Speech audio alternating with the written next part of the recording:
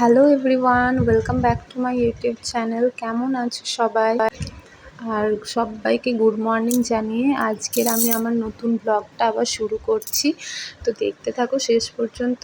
আজকের দিনটা আমার সাথে কি হয়েছে, কীভাবে এই দিনটাকে আমি আজকে কাটিয়েছি, তো শেষ পর্যন্ত দেখো। আর আজকে তো বুঝতেই পারছো যে কতটা মেঘলা ওয়েদার, বৃষ্টি পড়েছিল। আর আমি তো নানাইকে তার মধ্যেই খাবার খাইয়ে দিয়ে নিচে এসে দেখি কলের জল চলে এসেছে। তারপরে তো সবাইকে চা দিয়ে তারপরে জল টল নিয়ে এই যে চায়ের বাসনগুলো রাখা ছিল সমস্ত মেজে ধুয়ে নেওয়ার পরে আমি যা কাপড় জড়ো হয়েছিল সেগুলো সব ভিজিয়ে নিলাম। তো বাবা এসে গেছিলো, তাই বাবাকে খাবার বেড়ে দিয়ে চলে গেলাম নানাইকে স্নান করানোর জন্য। আর ও তো এখানে জল ঘাঁটতে আগে থেকেই ব্যস্ত হয়ে গেছিলো।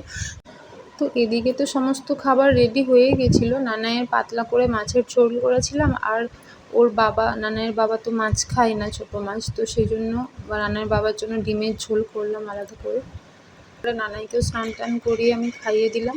আর খাওয়ানোর পরে ওকে সোজা নিয়ে চলে গেলাম ঘুম পাড়ানোর জন্য। আর যেই ঘুম পাড়াতে নিয়ে গেছি নিচে এসে তো দেখি বৃষ্টি শুরু হয়ে গেছে। আর আমি তারপরে আমার খাবারটাকে শেষ করলাম, তারপরে দেখি যে ভালো রকমই বৃষ্টি হচ্ছে। তাই আমি এবারে এই বাসনপত্রগুলো ভাবলাম তাড়াতাড়ি মেজে টেজে উঠিয়ে নিই, যদি আরও জোরে বৃষ্টি আসে তখন তো কাজ করতে ভীষণ অসুবিধে হয়ে যাবে।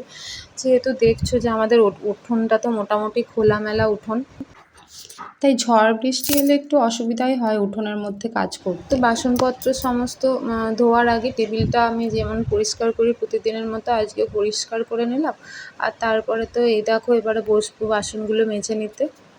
তো যাই হোক, সকাল থেকে তো দিনটা এমনি ভালোই ছিল, ঠিকঠাক কাটার মতোই চলে যাচ্ছিল। হঠাৎ করে ফোন আসে যে আমার ছোটো মাসির শরীরটা ভীষণ খারাপ, এমনকি হসপিটালে যে অ্যাডমিট করেছে সেটাও আমি জানতাম না, জানলাম হচ্ছে একটু পরেই। কারণ কি সকালে মা আর দিদি দুইজনেই ফোন করেছিল। ফোনটা আমার ওপরের রুমে থাকার জন্য আর চার্জে দেওয়ার জন্য আমি তো বুঝতেই পারিনি যে হ্যাঁ ফোন এসেছে, বা আওয়াজও শুনতে পাইনি। তারপরে তো আমি গিয়ে দেখি যে এতগুলো মিসড কল, তারপরেই আমি জানতে পারলাম যে ছোটো মাসির শরীরটা এতটা অসুস্থ। শুনে তো আর মন মতলব মোটেও ভালো লাগছিল না। তো ভাবলাম যে এখনও তো ও ডিউটি থেকে আসেনি, তো যেহেতু কাছেই রানীগঞ্জের হসপিটালেই অ্যাডমিট ছিল, তো ভাবলাম যে তাড়াতাড়ি কাজটা সেরে দেখি আমার বরকে একবার ফোন করে, যদি তাড়াতাড়ি ও আসতে পারে তাহলে আমরা আজকেই চলে যাব, একবার দেখে আসবো গিয়ে। যদিও ও তাড়াতাড়ি আসতে পারবে না বলছিল, ওই 6:30টাই বাজবে। তো তাহলেও ভাবলাম যে দেখি একটু যদি রেডি হয়ে থাকি, তারপরে যদি গিয়ে দেখে আসতে পারি তো ভালোই হয়। আর মনটাও খুব ছটফট করছিল, কি জানি কি হয়েছে, কেমন আছে, কিচ্ছু বুঝতে পারছিলাম না। ফোনে কথা বলে তো আর পুরোটা জানতে পারিনি যে শরীরের অবস্থাটা কীরকম, তাই মনে হচ্ছিল যে একবার যাই, একবার ছুটে গিয়ে দেখে আসি। সেই ছোটোবেলা থেকে কত আদর যত্ন করে ছোটো মাসির কাছে আমরা গিয়ে থাকতাম। আমাদের বেড়াতে নিয়ে যেত, পুজোর সময়তে ছোটো মাসি আমাদের নিয়ে যেত ঠাকুর দেখাতে, যখন আমরা খুব ছোট্ট ছিলাম। তো ছোটো মাসির সাথে দল বেঁধে সব ছোটরা আমরা যেতাম ঠাকুর দেখতে।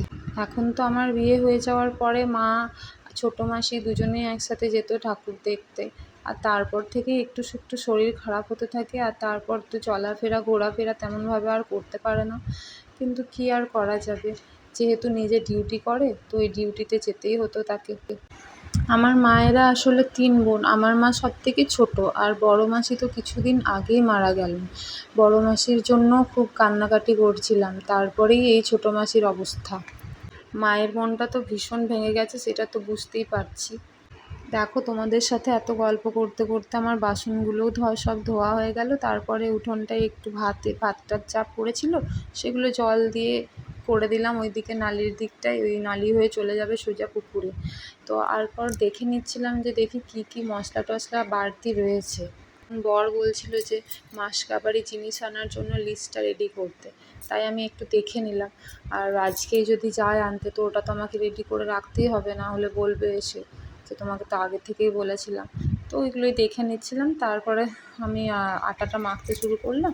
আমি যদি তাড়াতাড়ি করে রুটি সমস্ত করে নিই, কারণ পড়তেও আসবে, যতটুকু পারি ওদেরকে পড়িয়ে টড়িয়ে তবেই যাবো রেডি।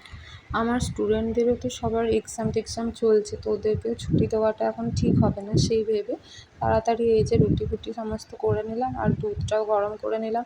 আর ভাবলাম যে রানাইকেও খাওয়ানো হয়ে যাবে, সমস্ত কাজ টাজ সেরে যাওয়াটাই বেটার। আর আমার সবসময় মনে হয় যে আগের থেকে সমস্ত কাজ গুছিয়ে রাখাটাই আর কি ভালো। তো দেখো এইসব কাজ গোছানোর পর তো দেখি সমস্ত স্টুডেন্টরা চলে এসেছে, পড়া করতে বসে গেছে ওরা এসেই।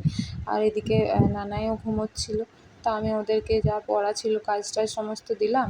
আর এদের তো আজকে বড়গুলো যারা সব 5-এ পড়ে ওদের টেস্ট নেওয়ার ছিল, তো বললাম যে তোমরা খাতাপত্র বার করো, আমি দেখি নানাইকে একটু জল টল খাইয়ে আসি। তারপর দেখি নানাইও উঠে গেছে, যথারীতি আবার বালিশ টালিশ গুছিয়ে রাখছে।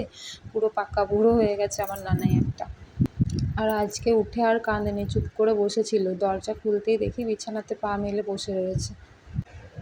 আর ঘুম পাড়ানোর সময় তো কতটাই যে ওকে বকাঝকা করে আমার ঘুম পাড়ানো হয়, কী আর বলবো সেটা। আমার তো মনটা খুবই খারাপ লাগে, কিন্তু কী করবো, দুষ্টুমি করে যখন একটু তো বকতেই হবে।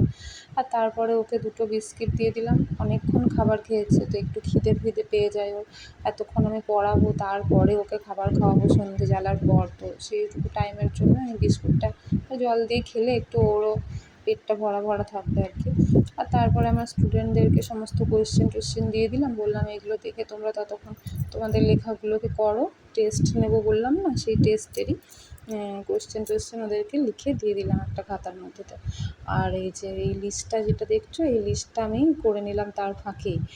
বাড়ির যা যা জিনিসপত্র লাগবে, যেগুলো ফুরিয়েছে সেগুলো আনতে হবে, তারই লিস্ট। আর নানাই সেটাকে গিয়ে যত্ন করে ড্রয়ারের মধ্যে দেখো রেখে দিচ্ছে।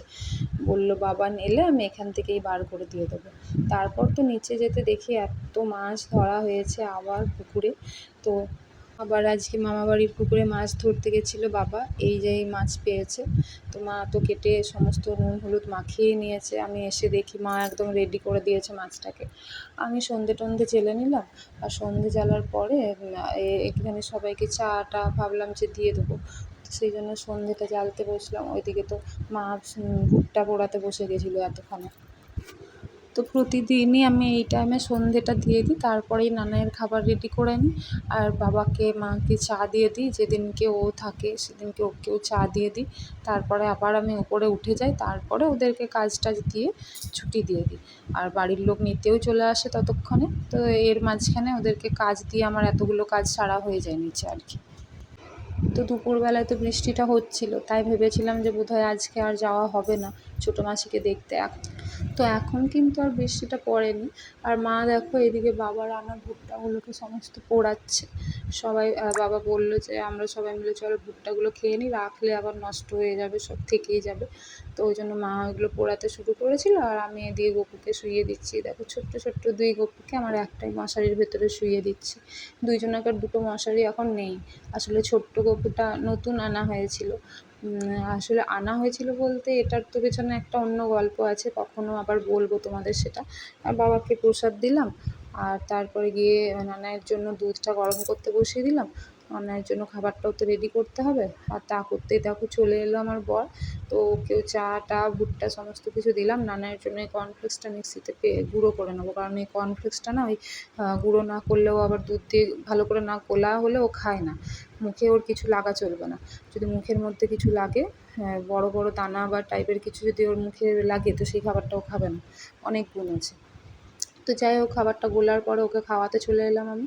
আর তারপরেই তাড়াহুড়ো করে রেডি হয়ে বেরিয়ে পড়লাম। তো বেরিয়ে যাচ্ছি আসলে শুধু যে হসপিটালে যাচ্ছি সেটাও না, আরেকটা জায়গায় যাব। আর কেন যাব সেটাও তোমাদেরকে বলছি, চলো। তার আগে ছোটো মাসিকে একবার দেখে নিই গিয়ে, যে কী অবস্থা কী না। তো এই গেট পাসটা দিল মা নিচেই আমাদেরকে।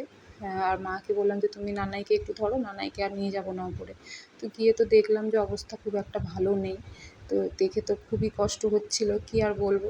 তারপরে এই সামান্যখানি মিষ্টি আর এই লেস কুরকুরে এইসব নিয়ে চলে এলাম। বললাম যে না আমার ননদের বাড়ি, বললাম না এক জায়গায় যাবো, তো সেটা হচ্ছে আমার ননদের বাড়ি। ননদ তো রানীগঞ্জেই থাকে। আর নানাই দেখো গাড়ি পেয়ে খেলতে শুরু করেছে। ওর তো আর আনন্দের সীমা নেই, একটা যদি গাড়ি পেয়ে যায় ওর আর কিছুই চায় না, ওকে না খাবার দাবার দিলেও হবে। আর আসতেই তো ননদ আমাদেরকে এই যে কোল্ড ড্রিঙ্কস ধরিয়ে দিল। তো কোল্ড ড্রিঙ্কস খেয়ে রাতের খাবারটাও সেরে নিলাম, তারপরে আমরা বেরিয়ে পড়লাম বাড়ির উদ্দেশ্যে। যতক্ষণে এই দোকানটাতে আমরা কিছু জিনিস নিচ্ছিলাম ততক্ষণে জামাইবাবু আর বর্ষারানী চলে এলো আমাদেরকে একটা জিনিস ছেড়ে এসেছিলাম সেটা দিতে আর কি। দিয়ে দেখো অনেকটাই রাত হয়ে গেছিলো বাড়ি ফিরতে ফিরতে। আর নানাই তো ওখানে সেরকম কিছু খায়নি, ঝাল মশলা তো খায় না জানোই। তো ওকে আবার বাড়ি এসে খাবার খাওয়ালাম, দিয়ে আমরা সবাই ঘুমিয়ে পড়লাম। ভিডিওটা যদি শেষ অবধি দেখে ভালো লেগে থাকে please like comment share subscribe করতে ভুলো না। তো আজকের